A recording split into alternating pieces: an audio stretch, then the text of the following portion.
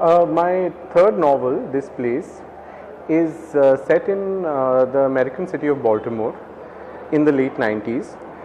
I was a graduate student. I got my PhD in Baltimore in the late 90s, and it was a kind of city which at that time was a very difficult place to live in. There was a lot of crime, gang violence, things like that, a lot of poverty, a lot of hardship.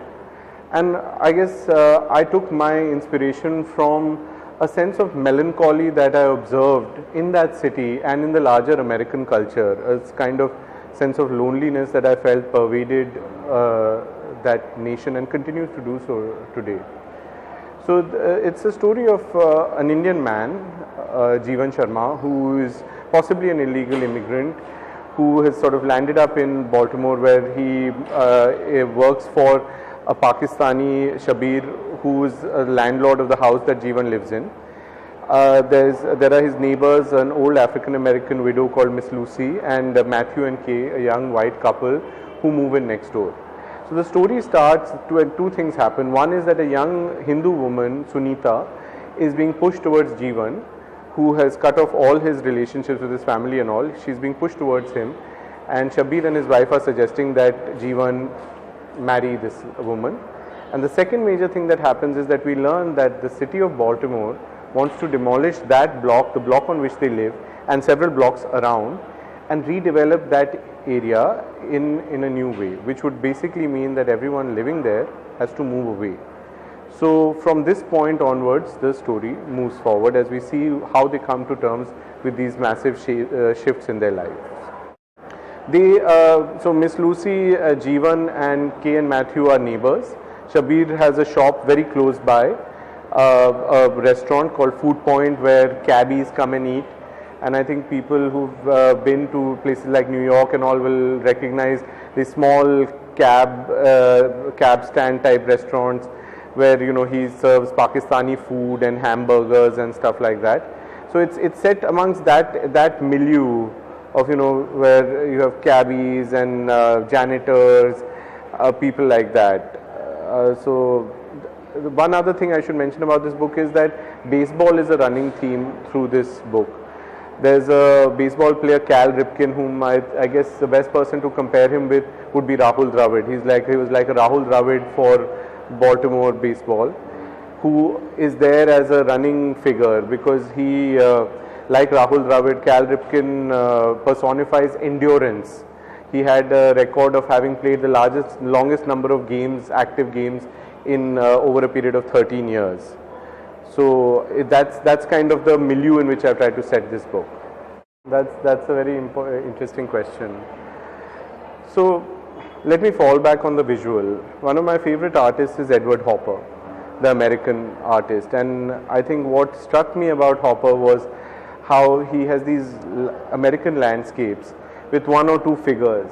And at one point I suddenly had this realization that in that landscape, if you just put your hand over those two figures and remove them, then it still works. So people are transitory, fragmentary, small little objects in a landscape which is otherwise marked by human habitation because there's a lighthouse or a building or something like that.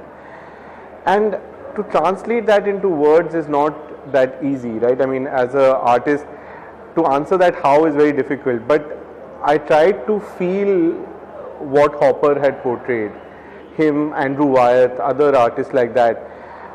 In some sense, I've tried to translate Hopper into this space, into the space of my novel, into the space of words. And I really won't be able to tell you what the process is or how to replicate it.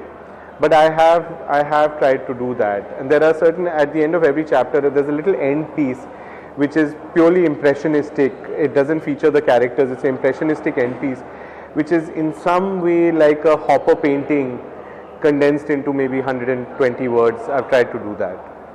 I think that to some extent or the other, everyone who lives in the US feels that loneliness.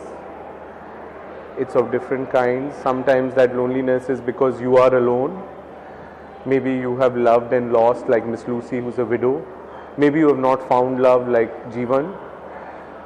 Or maybe it's like Matthew and Kay, who have loved each other, but that love is beginning to come under some strain and crack, and so there's some need for greater togetherness which is not being met, and which again translates into loneliness.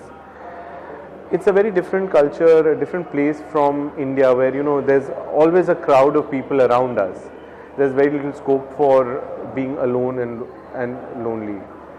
So I think they all do feel it, and how it plays through their individual lives, what it makes them feel, what it makes them do, and how they try to battle it, how they try to form relationships and try to form friendships in a desperate attempt and a very human attempt to undercut and battle that loneliness, is kind of what this book is about.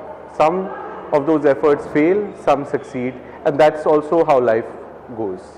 Well, the city comes into the book in a way, those of my readers who read Above Average, my first book, that I love describing the city, and I feel that actually, to put it another way, Ezra Pound had once said that the natural object is the perfect metaphor. He said, that what he was trying to say was that if you're looking for a metaphor, look for it in nature. For me, somehow the city and its artifacts always provide the perfect metaphor for what my characters are feeling. So I have, the city enters into the novel as a sort of storehouse, a repository of casually arranged metaphors in some sense. What is the metaphor? That I'm not telling you. I don't know myself, because if I knew what it was, then it would lose its power. So the city enters in that way. It also enters more directly in the sense that some of the characters try to save these houses by trying to argue that they have some historic significance, because Baltimore is a town which has great connections with railroading. So the Baltimore and Ohio Railroad had one railhead in Baltimore. So these houses where these guys live, they have these railroad patterns, and they're trying to argue, they're trying to build a case that this makes them unique and worth preserving historically. So being from Delhi, when I think of a city, I think of its history. And so the notion of what constitutes history, what is history in Delhi? In Delhi, you turn a corner and there's something from the 12th century, something from the 14th century, just sitting there, with pigeons shitting on it, right? But in the US, 200 years, 100 years, there's a lot of history, right, which we don't think much of in Delhi. So that idea of what is a city's history, what does one derive from a city's history, what kind of comforts, what kind of knowledge, what does one derive from a city's history, and what constitutes that history, is part of this book, but again in a sort of subtle way. It's there, but in a subtle sort of way. See, this is a difficult question, right? Because even when I was writing it, I knew that it would be difficult to figure out who the audience was. I got some good responses from people in the US. They felt that somehow I had managed to get under the skin of American culture of a particular time. People in India, the reviewers have been very kind. I don't really know, at some point I think an author has to do what he has to do, right? This book, in many ways, I lived in the US for 9 years, I got my PhD there, I was a postdoc there for 2-3 years. When I left it, I was very sad. I always wanted to move back to India, but I was sad to leave that place because I had lived there and I had loved the place. So in some sense, this book is my thank you note to the US. In the only way that I felt I could, which is, by trying to understand and trying to write a novel which is imbued with that love of the place. So I guess I was doing it selfishly, the way the person who writes a letter writes it selfishly for himself, and the way the reader reads it, that is not in my control. They come together, but there is some growth and some evolution in some of them, in Jeevan and so on. I think my interest in Jeevan's life, where he has given up his family, but he comes here, and what happens effectively is that a new family develops around him. Because I feel that human beings need human connection. And even if the conventional ways of connecting are removed or become absent for some reason, whatever they have around them, they begin to form community. That's why in prisons there's nothing worse than solitary confinement, right? Because even in prison, even with other people who are murderers and criminals. There is the human interaction has a particular value. So in some sense, these characters, they are there not really that they didn't really choose to be there as such. They are there for various reasons. Some of them chose, sometimes you think you have a choice, but it's not a choice. They are there together, and what is around them, the people who are around them, with them they interact, with them they share love and positive emotions, right? One thing I want to point out here, which is that Baltimore is well known around the world for being the setting of The Wire, which is a show about drug dealers and violence and so on. Before that, there was another program called Homicide, which was, by the name you can tell what it was about. I felt that that was a misrepresentation in some sense. Baltimore was being used as a place where the spectacle of violence is played out.